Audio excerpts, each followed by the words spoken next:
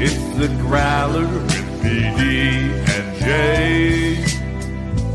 Here to analyze for you today. From Growler Bed to Jay's got stats. We hope you enjoyed this episode of the Growler Podcast. All right. Welcome to the latest edition of PD&J here on the Growler. Paul Daniel Jr., Jay Morrison here with you on a delightful Wednesday morning in the middle of mini camp, and everybody's in good spirits, Jay. It's rainbows and unicorns everywhere in Bengals country right now. Yeah, not quite. Rainbows and unicorn in my I mean, I leave for vacation in a couple of days. I'm counting the days, but there is a lot going on that has nothing to do with what's happening on the field with this organization right now. Yeah, I wish this wasn't the case, what today's show is going to be, because this stuff is exhausting. Like, if there's anything that I love, it's having to talk about like language and contracts and lawyer speak in mid-June. Nobody likes doing this, but today we kind of have to do it. We're going to talk about the Shemar Stewart situation. Mo Egger's going to join us for a little bit. We're going to dive into that. We're going to talk about Germaine Pratt, Trey Hendrickson not showing up at minicamp as the Bengals are in the middle of their mandatory minicamp right now. And Jay, you've got stats. You have some, what? Do you have some holdout stats? Holdout stats, yes. Man, we're going there. It's Who Day Dark with Mark is Friday. And I feel like this is kind of like, it's like an appetizer for Who Day Dark. The opening act. Yeah, this is the steak is coming on Friday, but this is like, a nice little chip and dip for us to go ahead and get into here as we open up this week. So we're going to talk about all that stuff. We're going to do sort of a walkout with Charlie after Thursday's morning minicamp. That'll wrap up the off-season program. And so we'll talk more there about on-field stuff that we've seen, not just over the course of these 3 days, but that we've observed a little bit more and hit on some trends and stuff that we see. So don't think that we're not doing that. We're gonna get into that. We're gonna save that for after a couple more days of work on the field to dive into some of that stuff. But everyone's talking about what's happening off the field, so we need to make sure that we take the time to dive into that. We're gonna do that today. So that's coming up. Before we do, I have to remind you guys though, we love working with BetMGM, Nation Kitchen and Bar down at the Banks. We are trying to get you guys some money this year, though, on top of everything else. If you haven't signed up for BetMGM yet, go use the bonus code Growler. That's in all caps, Growler, and you will get up to a $1,500 first bet offer on your first wager with BetMGM. Download the app, sign up using the bonus code Growler, all caps, deposit at least $10. Place your first wager on any game, and then you will see the same bet amount up to $1,500 in the bonus bet if your bet loses. So just make sure you use the bonus code Growler when you sign up. Don't forget, if you haven't signed up for BetMGM yet, use the bonus code Growler and get your $1,500 first bet offer today. All right, let's go through a little bit of the basics of kind of leading up to the Shemar Stewart situation here. And that was the Germaine Pratt release finally happens on Monday, which it's like, okay, here's a tribute video. It was a lovely tribute video, by the way. I thought it was well done. Thank you, Germaine.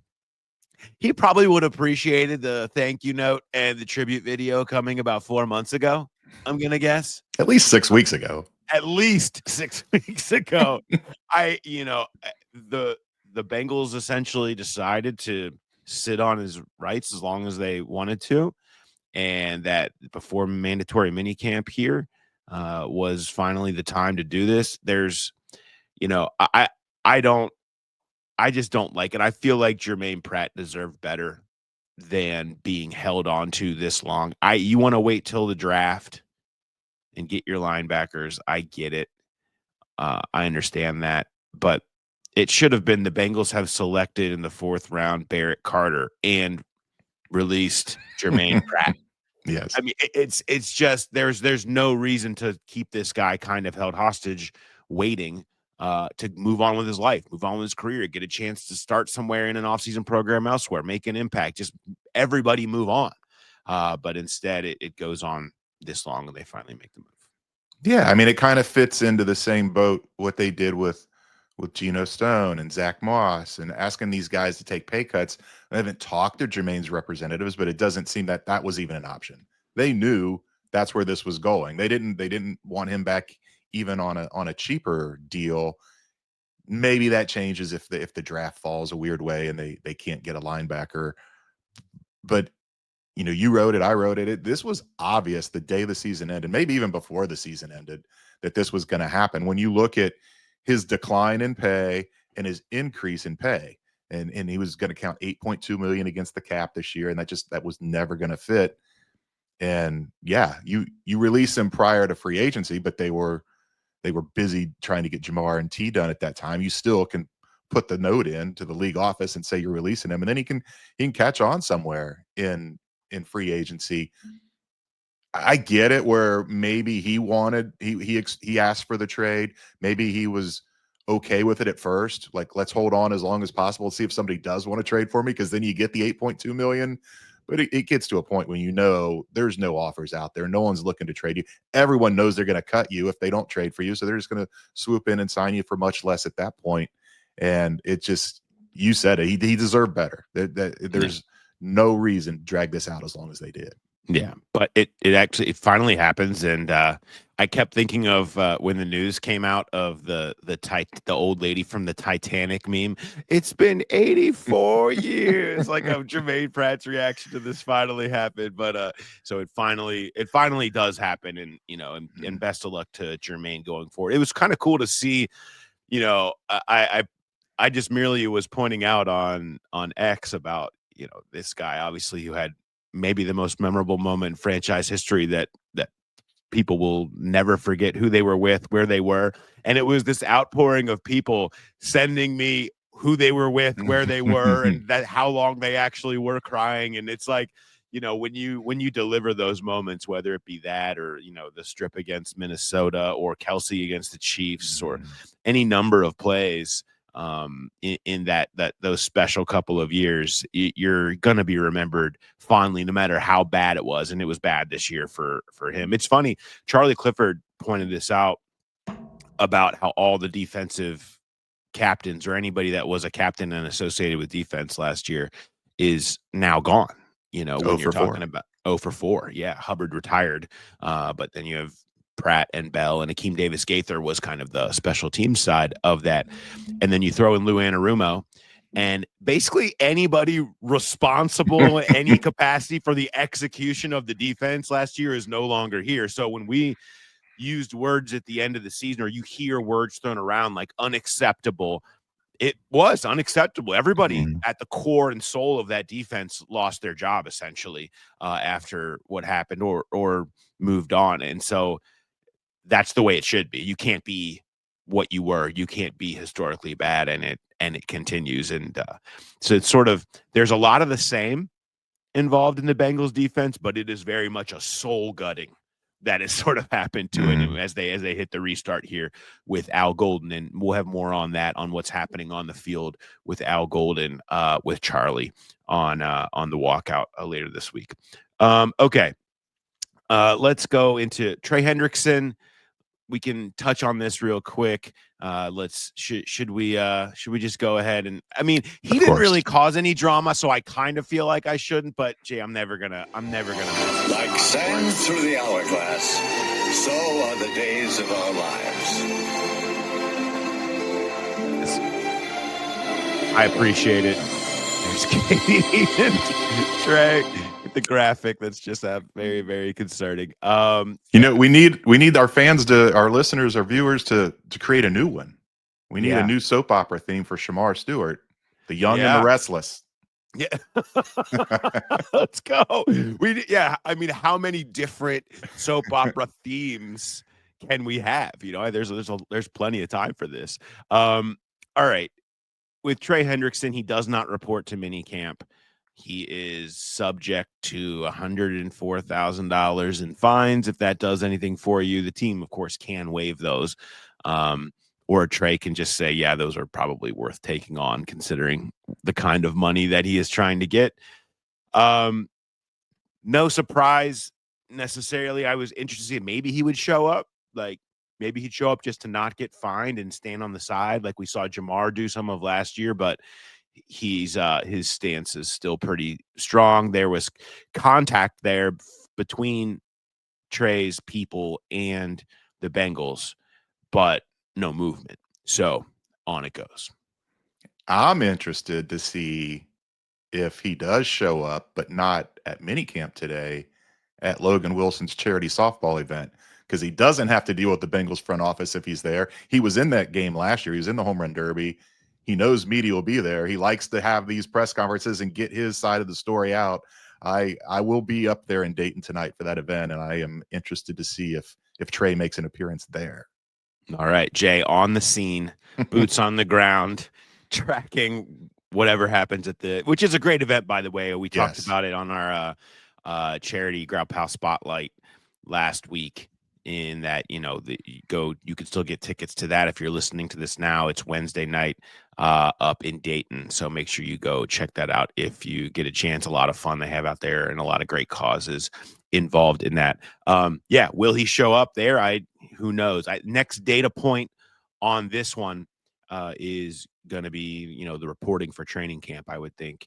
And we'll see if that makes any movement happen, or does this go like so many of these things go, and like Shemar went last year, where it goes through camp and then through preseason, and you end up in this spot where it's like, is he gonna miss games, and we're right up to and then all of a sudden it's like, okay, we've got movement and we get a deal, or whatever ends up happening right before the season starts.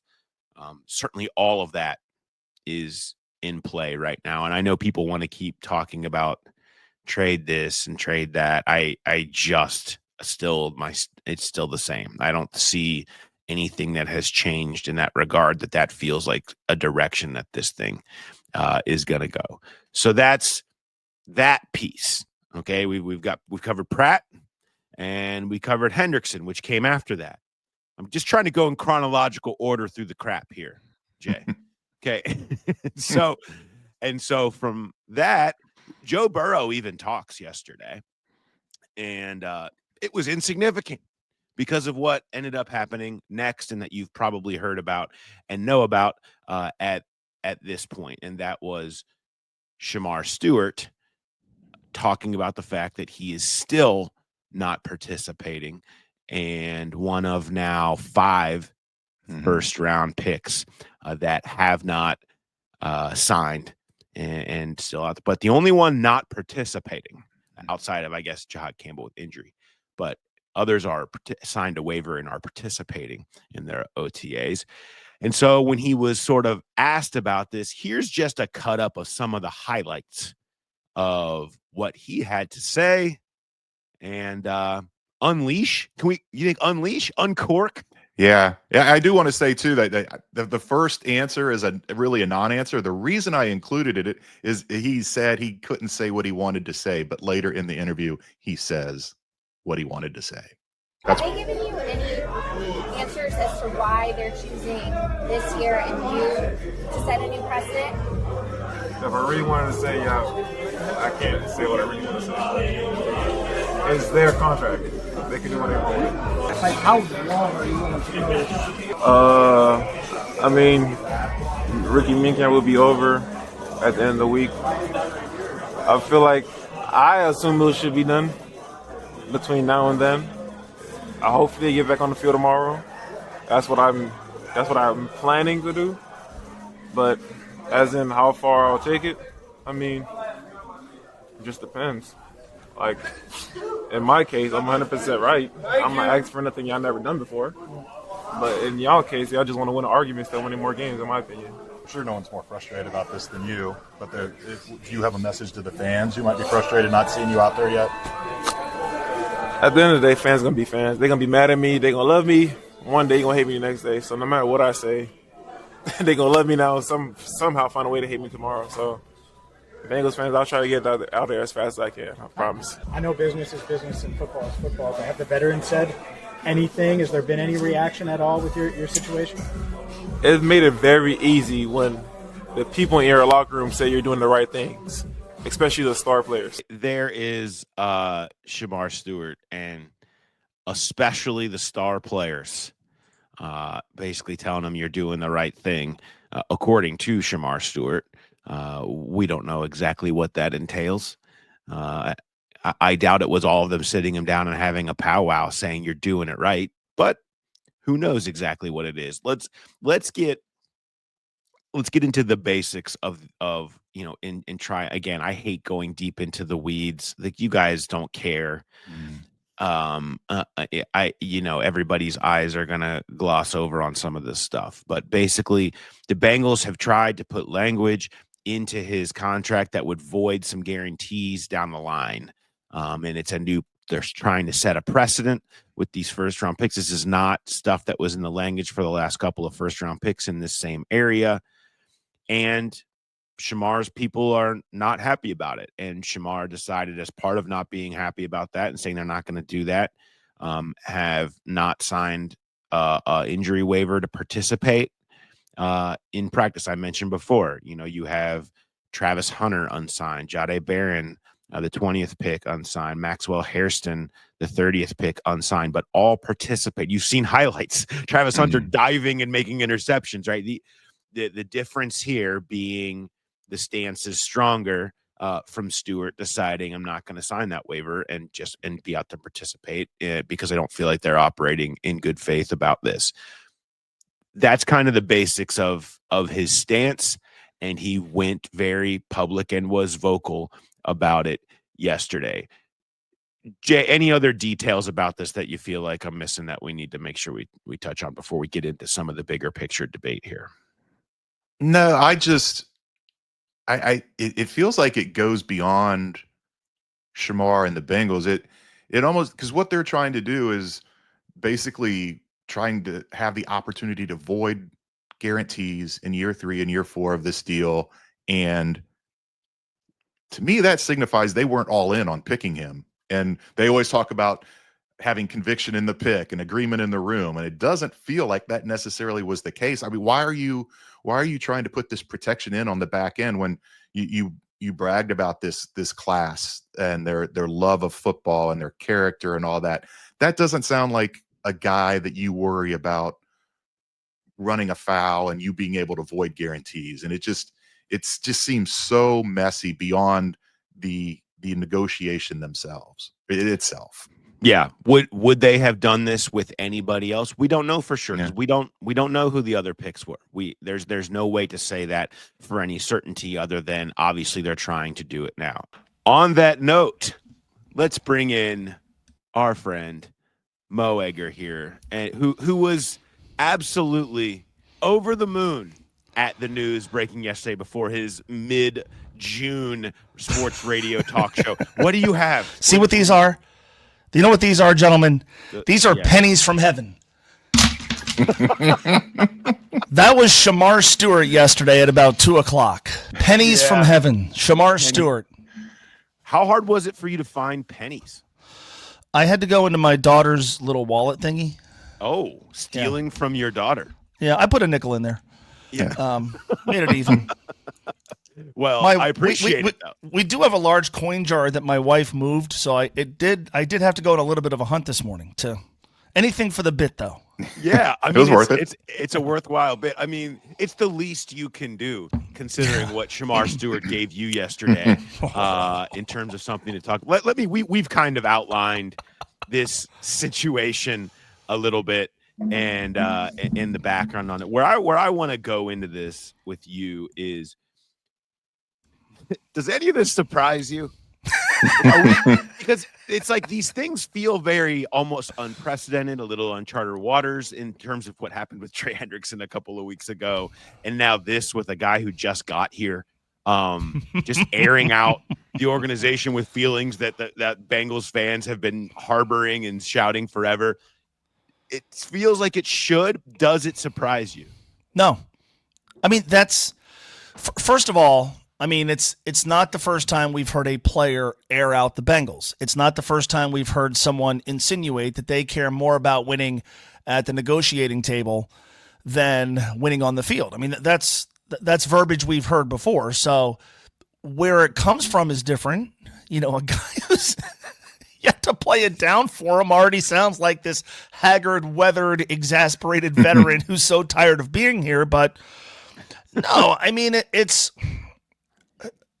unfortunately, you know, Paul, you were with me yesterday, and the frustration on your face from having to talk about and write about another thing that's not really football, because stuff like this is par for the course here. Maybe not something like this specifically, but you know, there's sort of an old school sort of feel to it. I've joked all the time that I kind of got in when we started doing our show. I got in on the back end of the rookie holdout era, you know, which was a staple of the Cincinnati summer for a very long time. You know, it was, and then, you know, on the local news, there would be the agent. And then, you know, occasionally there would be some sort of public statement from the Bengals, but there was always this song and dance, which most famously played itself out publicly in Hard Knocks in 2009 with Andre Smith. And so there was a part of me that just, my heart was warmed by this era that I grew up in, watching the Bengals go through a dance with their first round draft choice every single summer. This has shades of that. And so, no, that's why I think most fans have just kind of rolled their eyes. Now, maybe that changes in July, maybe that changes in August, and depending on how long this goes, but I feel like, you know, I even asked a poll question, like, whose side are you on? And the comments were like, neither. I'm just tired of this. And I think that's the key there for most people, whether it's Trey Hendrickson, Jamar Chase, T. Higgins, Jesse Bates, Shemar Stewart, or any number of players you want to talk about from the past. There's just a fatigue with this. So, you know, that to me means that nobody is really surprised by this. I don't think anybody is surprised when they see that the Cincinnati Bengals organization is dug in a negotiation with the other side, and there's seemingly not a lot of movement. And when there's not a lot of movement, there's bad feelings. And when there's bad feelings, somebody at some point is going to pop off, whether it's a guy as accomplished as Trey Hendrickson or a dude who hasn't yet practiced in the NFL in Shemar Stewart. There's at least one person that's surprised by this, and it's me, because I thought the 2011 CBA, it felt like it was Bengals proof, where you were never gonna have this again with the slotted amounts for the players. You just don't shoot out, Jay. Don't shoot out. If anybody can figure out a way to mess it up, it's the Bengals, and I am surprised. It never felt like we were gonna have this kind of issue again. Yeah, you had, you know, guys not signing until June, July. Right. But they were still practicing and signing the waiver, and your poll was interesting, Mo, because I feel like on Twitter before yesterday, the majority of the fans were on the side of the Bengals, and I do think Shemar shifted some of that yesterday with his comments. And it does seem like there's more people coming to his defense now and just pulling out the pitchforks and going after the organization because it does need to be gone after. It's a ridiculous situation. And, you know, maybe he took he took a lead from Trey and speaking out and kind of pulling back the curtain on what's going on in the negotiations. And I don't know that Trey did himself any favors, but I do think Shemar got some people moved over to his side yesterday. It's interesting you say that, because on our show yesterday, we had multiple callers who said, you know, to this point, I was on his side, and then he did this. And I do think with some people, there's hey, look, if Trey Hendrickson wants to speak out about the organization, that's one thing. Kid, come on, you're not the guy. I mean, I said on our show, if you've worked at a place for a very long time, you probably have some leeway in popping off about, you know, things happening around the workplace. If you're the kid just out of college who's been there for 2 weeks, know your role, you know? And I think what I detected from a lot of fans was there was that element like, all right, you know, you've got your beef with the Bengals and your side is probably right, but dude, you're not the guy who should be sitting at a locker inside the Bengals stadium at a Bengals minicamp function popping off about the team. I thought, and it's interesting because we have different views on this, I kind of detected that Shemar Stewart lost some people yesterday because I think there are a lot of folks who are like, I see his point. That's not how you do it. And if you're going to do that, you've got to have some pelts on the wall that Shemar Stewart simply doesn't. I can't help but wonder. I was listening to you guys before I jumped on, and Jay, you asked the key question, like, why'd you draft the guy? And so I wonder that. I also wonder if this gives us a glimpse into what life with Shemar Stewart is going to be like, which if I'm running the Bengals, I'm now wondering, and I'm mortified. If as a talk show host, I can't wait. Like, what's next? Like the first time his role changes on the team, or there's any sort of issue with, I don't know, playing time or the way the franchise is using him, whatever it is, like, is Shemar Stewart going to be this guy that, like, every Sunday after every game decides to be the guy who's going to sound off? Like, I don't know, but does this give us a glimpse into what this relationship is going to be like moving forward? And so, you know, I said that often yesterday. This is not how you want to start a relationship. For better, for worse, Shemar Stewart and the Bengals are about to embark on what everybody hopes is a long relationship. Does this tell us that this is going to be a rocky road moving forward? I don't have the answer to that. None of us do, but I don't know how you don't wonder that after yesterday. He's a 21-year-old kid, and I'm sure he never thought he would be in this situation. But you're exactly right. Like, when you show up to your new workplace, you're not helping yourself. You're not helping the team. You're not helping your workplace that you're going to have to be a part of for the next 4 or 5 years. And I get the frustration, and I get the feeling that you have to advocate for yourself. And I get it even more when he says stars here are saying that I am doing the right thing. I understand being frustrated, but this is not helping anyone. This right. is not helping him get this done. There is no time in the history of the Bengals and this ownership group that speaking out like this, or even like Trey Hendrickson did, or anyone has ever helped their case. This is the same stuff we said with Trey Hendrickson a couple of weeks ago, and especially not helped your case when you're talking about a guy who just got here. So can he know that? No. Like, is this his first time ever even being out of school? And if he's getting bad advice, I don't know what kind of advice he's getting, or if he's ignoring that advice, or what it is. But this was not the way to go about it. It doesn't mean he's wrong. It doesn't mean the Bengals are without fault. I just don't think that this particular way of going about it was good for his individual case. Right. But it's exhausting from anybody that follows the Bengals, because it's just the latest example of constant confrontations over stuff with players over and over and over again. You're allowed to be frustrated with your employer, although I guess the Bengals are not technically his employer yet. Yeah. But there's a way of handling things. And that's, you know, I watched that yesterday and I thought, where's the veteran teammate to come over and go, hey, Shemar, you know? Yeah. And you know, I mean, who's to know, you know, what's going on in that scrum? But I would wonder if in the aftermath of that, there wasn't somebody who pulled him aside to go, dude, like, you're right about this, but that ain't it. And I you know, I'll give him credit for this. There are no vague tweets to sift through. No, no, there's not. He didn't have to do any interpretation over some Instagram post or anything like that. But no, it's a bad way to start what we all hope is a really good relationship.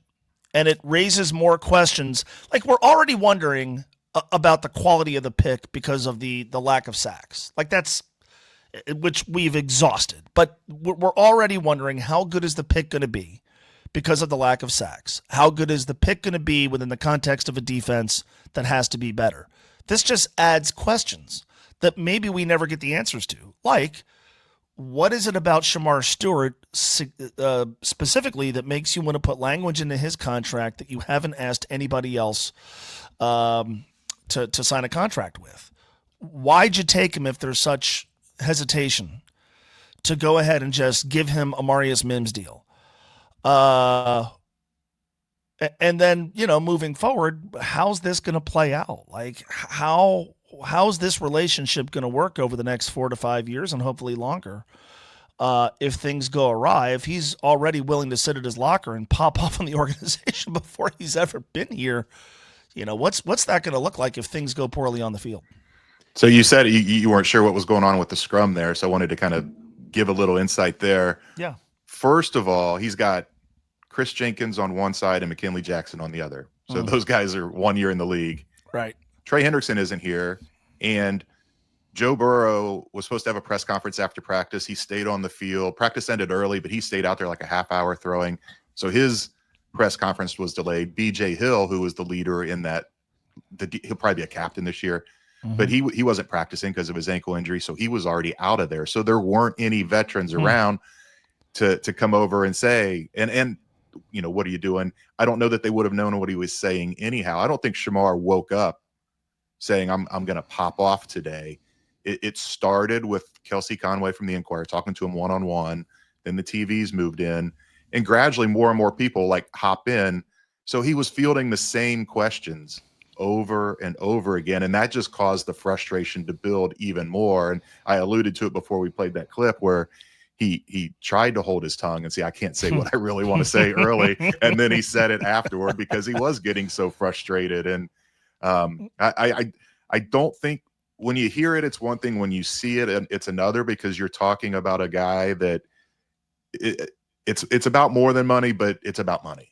And he's frustrated about the contract and not having it signed, yet he's wearing this huge diamond necklace around his neck. And I even asked him about it because he was talking about how frustrated he was just sitting in the hotel all night, not being able to practice and just being there by himself. And I was like, hotel, usually the first round picks come in and get a place right away. He's like, how am I going to get a house with no money? And I was like, well, you got that necklace. And he said, oh, the necklace was from NIL. Then that necklace probably cost more than my house. But it didn't look good, sitting there complaining about not getting the contract and not getting paid when you're wearing that. So I don't think this was scripted. I think this was just frustration bubbling to the top, and he'll probably regret it. Just like Joe Burrow said, Trey Hendrickson probably regrets some of the things he's done to this point. I do think Shemar will end up regretting some of that, what he said yesterday. And now I just can't help but wonder, okay, minicamp's going to end tomorrow. Everybody's going to go their separate ways for the next 6 weeks. When camp starts, are we still doing this? Oh my! I mean, we're already, we're already gearing up for whatever the Trey Hendrickson distraction looks like, which Joe Burrow yesterday admitted is a distraction, which is stating the obvious. And Trey already let the world know, hey, I'm going to be a distraction. We're already gearing up for this, 6-7 week, human drama that's going to play out between the Bengals and Trey Hendrickson. We got to do this with a guy who hasn't played yet? Right. And so, I talked about the exasperation among fans. And as a fan, it's, there's content creator, talk show host, carnival barker, whatever. I love this stuff. As a fan, it's so deeply exasperating. And I think I've said to you guys, I sort of have accepted that part of having a relevant NFL team is periodically there's going to be a contract dispute. TJ Watt's not at minicamp for the Pittsburgh Steelers. Every relevant team that has good players, at some point there's going to be a guy who the team just can't agree to terms with, and it becomes a thing. But it's an every year thing here, and it's exhausting. And you add to that the fact that they've gotten off to slow starts each of the last 3 years. The stated goal of getting off to a faster start this year, how much is that going to be compromised by there just being more stuff this summer that we're already gearing up for because we know there's going to be stuff? Then you add to it this Shemar Stewart thing. So as a fan, I'm exasperated. I'm watching Joe Burrow, and this is before Shemar Stewart popped off, and there's a part of me that's like, if I'm Joe, it's like, dude, I'm healthy. I don't have appendicitis. Calf is fine, my wrist is fine, my knee is fine. Can we just have one training camp where there's just not something? And if I'm Zach Taylor, the person who has to talk every single day about things that I have nothing to do with, this comes with the territory of being an NFL coach, but every year I have to gamely put on a smile and make jokes about players who aren't here and answer questions about things that I have really nothing to do with. it has to be so exhausting. And so I feel for Zach. I feel for Joe Burrow. I feel for me as a fan. I feel for so many of the guys on the team that, like, everybody just wants to talk about week 1 against the Browns. How can they win this game? How can they fix the defense? What is this offense going to look like? Which, by the way, Joe Burrow was awesome yesterday talking about the mechanics of year 2 with Dan Pitcher and all the pieces they have. And you want to get so excited about all this stuff. And you want to talk about the Bengals versus Aaron Rodgers. And can they win this division? Can they jump back into the playoff picture? Can they win a Super Bowl with the players they have, the new defensive, all this stuff? And along with that, you just constantly have these almost unneeded, unproductive dramas. You're gearing up for it with Trey. Do we have to do this with the first round pick in this era where it should be so damn easy to just get the guy signed? Yeah. It's so exhausting. And so, yes, as a guy who talks into a microphone for a living, it's fantastic. As somebody who wants this team to deliver a Lombardi trophy to Cincinnati, it's beyond frustrating and exhausting. And you're right. Avoidable is the word. It's a word that I used about Trey Hendrickson. It's a word that we have used about this. This is not the hill to die on. It doesn't have to be this way. You can be decisive. You can be proactive. You can be everything you weren't with Hendrickson or this Shemar situation or Germaine Pratt or any of these things or T or Jamar or all of these things that have gone on over the last 12 months that have amplified this reputation that they've had, and that they're trying to say we're different now and things are changing. A lot of things have changed, but this continues to be a part of who they are, the fabric of being with the Bengals. And so rather than, not everybody is the Eagles and everybody has their problems, right? But rather than the point of pride of we take care of our guys early, we pay guys as early as we can, we get them their money, and that's the kind of prideful place, and the players there talk about that. You get a culture of wondering when your time comes what the fight's going to be like, and that wears on people. That filters into the real culture of your locker room, and it's hard to offset that. You can do whatever you want to as a coach and have camaraderie days, and maybe you bring in Oz the mentalist or whatever the hell you're going to do. But like to build, let's go on the ropes course, let's do trust falls, whatever the hell. You can't offset a bunch of guys who all see what's going on and just see they get the exhaustion of it too, whether it's pay cuts to Cordell Volson and Geno Stone, who you're here and you're counting on, or the fights that have happened over money with everybody. Now Shemar and Trey Hendrickson's here and he came from the golf course and he's talking to the media. Like all of this stuff is part of the culture of being a Bengal right now. Yeah. And that's a problem. That does affect winning. And then that's why the most troubling thing yesterday that I heard was about the stars comment.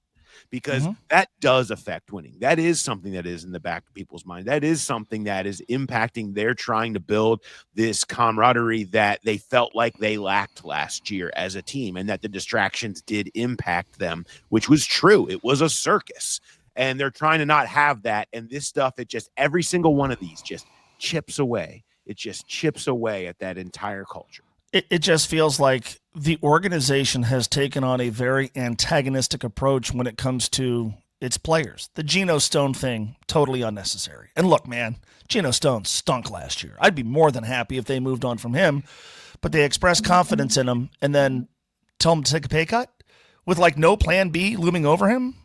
Come on. And the Cordell Volson thing, I guess, is a little bit different. Both players have said all the right things.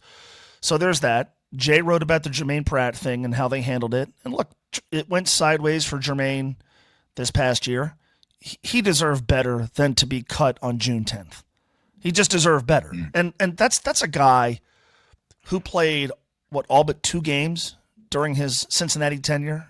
I think, Jay, you pointed out one was that meaningless game against the Browns in 2021. Authored one of the most iconic moments in the history of the franchise. And like last year didn't go great, but the body of work was good. Like that ended up being a good draft pick. That's a guy who was a part of your success. And you just strung him along until mid-June. And then the Trey Hendrickson thing, and I've said all along, I understand the Bengals' basic premise as it relates to Trey. There's some nuance with that. But then, okay, the Shemar Stewart thing, maybe this doesn't matter, but the Bengals brand, I think this offseason has taken a real hit. And, individually, maybe you could rationalize what they're doing, but collectively, it feels like this unnecessary antagonistic point of view that they've taken as it relates to their players. And even if that doesn't get in the way of them winning, as a fan, it doesn't make you feel great about the franchise. But it's given me a lot to talk about. It has. And you will do so, I'm going to guess, again today, this afternoon from 3 to 6 on ESPN 1530. So I know many will be tuning in for that and more about the Ohio Cup, the glory of the Ohio Cup returning to the banks of the Ohio River where it belongs. And we have many different logistical questions that I need to ask Charlie on Power Stacks this week about how the Cup is handled, what we do next. Does it get a seat on the airplane where they belt it in? Does everybody get a day with it? Like, are they drinking out of it? Was there champagne and goggles? I have so many questions that I'm going to have to talk to Charlie about on Power Stacks this week. Okay, well, here's one of mine. This doesn't really have anything to do with the Cup itself. Andrew Abbott threw a complete game shutout last night. Now, the Ohio Cup had already been clinched. There is an Ohio Cup MVP. I think it's the Frank Robinson Award. Yeah. Right? Which, of all the awards we can name after the iconic Frank Robinson, an iconic figure in baseball, this is the one. Is he eligible for the award despite authoring his best moment in this series after the Cup had been clinched? Yeah. Yeah. No hangover last night. Not for Andrew Abbott. I mean, for the hitters, Abbott. I guess. He went right back to the hotel. Might not have even been at the game last night. Went right back to the hotel, got a good night's sleep while his teammates partied until the break of dawn. Came out through a complete game shutout, 1-0 game, no margin for error. Tito Francona let him in, stayed him in the ninth inning with the tying run on base. Is he eligible for Ohio Cup MVP? Even though because he pitched on the Sunday game here, I think he got the win. Is he eligible for Ohio Cup MVP despite his biggest contribution in this rivalry this year happening after the Cup had been clinched? I need answers.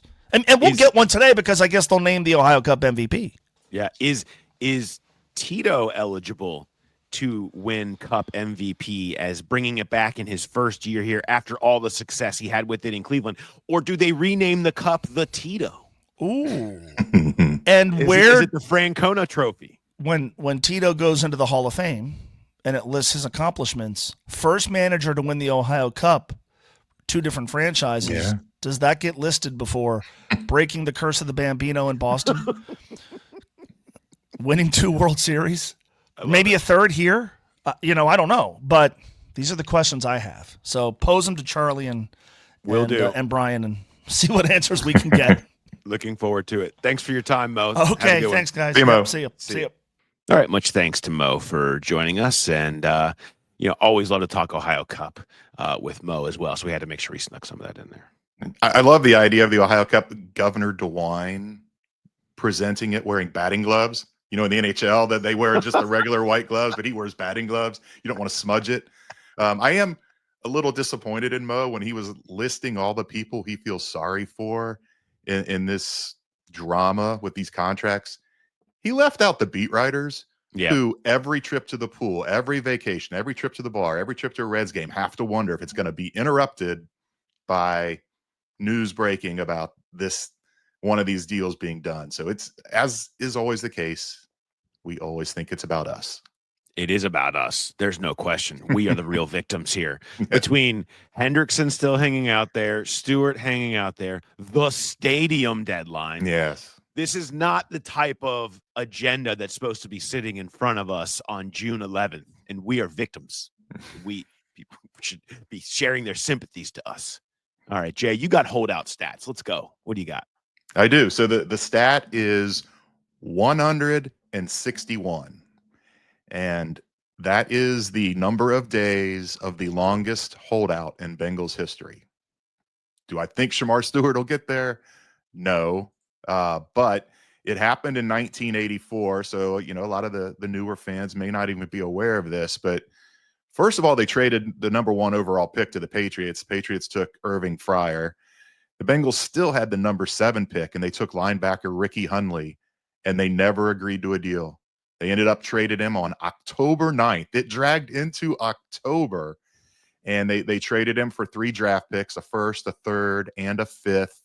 The first ended up becoming Tim McGee, wide receiver here for a long time. The third ended up becoming David Fulcher, a key piece of that 88 Super Bowl team. The fifth was a punter. That's kind of inconsequential, but that the Ricky Hundley thing drug on for 161 days before the Bengals washed their hands of it and traded him October 9th to the Broncos. And it kind of speaks in a roundabout way to the power that Marvin Lewis had when he came here, because Marvin Lewis's first coaching staff included Ricky Hundley as the linebackers coach. So, there were some hard feelings there with the front office, but they just had to kind of bite their tongue and let Marvin bring him into the organization for his first paycheck from the Bengals.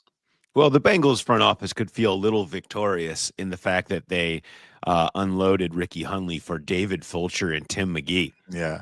That you would take that. Ricky Hundley had a fine little career, 7 years. He started 30 games. But yeah, I think you'll take potential Ring of Honor member David Fulcher and Tim McGee, 2 key parts of the Super Bowl team there. Absolutely. In that deal. Jay, you're rolling through the Ring of Honor stat of the Jays, which have been awesome. Who's up today? Who do you have up today or yesterday, I guess? Most recent. Yeah, yesterday was Lamar Parrish. I'm going alphabetic, so I've only got a couple left. I think with this podcast today and then getting down to minicamp and then doing the Logan Wilson thing, I'm going to take the day off today. We still have to wrap up with Bob Trumpy. I think he's next up. But it has been fun. It was a blast trying to find a stat on Lapham, Dave Lapham. It might be my favorite one yet, where I just wanted to see how many games he's been a part of with this team, 10 as a player. Now this being his 40th year as a broadcaster, 50th year overall. And he is at 993. So that's preseason, postseason, and regular season. So after the 3 preseason games this year, week 4 in Denver, Monday Night Football will be Dave Lapham's 1,000th game as a member of the Bengals in some capacity, which is a pretty impressive run. It feels like a game that would be good to honor him, putting him into the Ring of Honor. But it's on the road. Yeah, it's on the road. But it's on the road later. Yeah, it's week 4 at Denver on Monday Night Football. So you can get a national broadcast. You can kind of give something to the Joe Buck and Troy Aikman, and maybe they mentioned something on the air. But yeah, that it does feel like that would be the perfect time to put Lap in the Ring of Honor. That would be what, 4 weeks later when it happens. Yeah, I mean, it just has to happen at this point. We're not gonna go there. It's late. We have a lot to do today. So we're not going to go there. Jay, you got an Arby's for me? Yeah, I do. So I've been kind of asking anybody I talk to in the locker room about Logan Wilson's softball tournament. Who's going? Who's playing? Cal Adaminas did confirm that he will be there tonight to defend his home run derby title. I was asking Orlando Brown if he was going to be there, and he said no. Unfortunately, the O-line has a team dinner sponsored tonight. And I'm like, oh, okay, well, who pays for that? He's like, it's a little too early to ask the rookies to do it. I think it'll be Scott. So offensive line coach Scott Peters, supposedly he's going to pick up the tab. The offensive line room right now is 16 guys, 16 large guys. So I'm hoping that can be a future Jay's Got Stats. I'm hoping Orlando or one of those guys will let me know what that bill looked like, because I guess it kind of depends on where they eat too, but that could be quite a sizable paycheck, or not paycheck, a check. Chunk out of the paycheck. Yes. Yeah, I would love to know that. I'd want to know a lot more details about that dinner. That feels like you think the franchise quarterback shows up at that dinner? He might. I don't think he's going to go. That's the thing about the fame and celebrity that Joe Burrow has, is he really can't go to something like this with Logan Wilson's. He would just be mobbed, and he would be the center of attention, and you want it on Logan and the game itself. And so, it would not. Maybe he shows up and picks up the check and surprises everybody. Yeah, now that would make sense. So, I mean, swords are nice, but picking up that check also would be pretty nice. All right, that'll wrap us up we can we'll head on out of here. Again, we've got mandatory mini camp still going on. So we're recording this here Wednesday morning. So there is a session today and then a morning session tomorrow.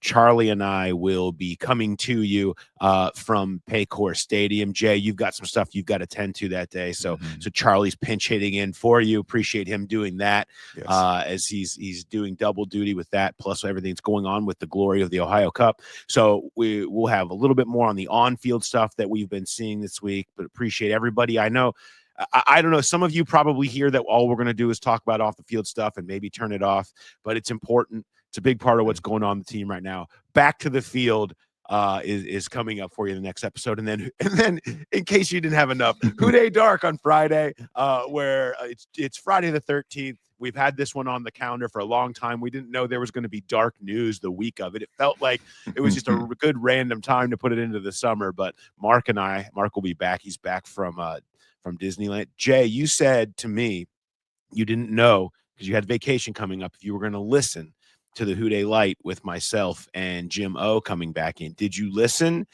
Have you properly saved it for the drive next week from last week's show? Yes and yes. I tried to listen. We had the estate sale at my mom's house after she passed, and I just posted up outside with all the furniture. There wasn't a lot of traffic, so I called up the podcast.